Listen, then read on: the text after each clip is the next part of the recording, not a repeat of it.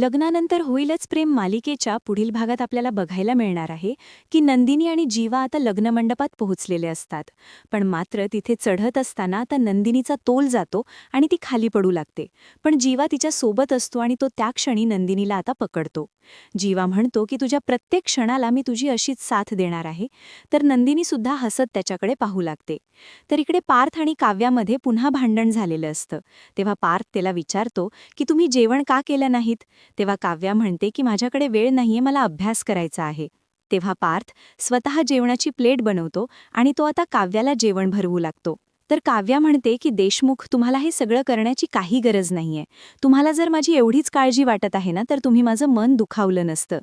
पार्थ म्हणतो की मी कोणाचंही मन दुखावलेलं नाहीये. मला फक्त एवढंच वाटतं की माझ्यामुळे कोणी उपाशी राहायला नको. मला माहिती की तुम्हाला भूक लागलीये, पण मात्र तुम्ही माझ्यावर चिडलात म्हणून तुम्ही जेवत नाहीये. अशाच प्रकारचे रिव्ह्यू ऐकण्यासाठी आमच्या चॅनलला सबस्क्राईब करा. धन्यवाद.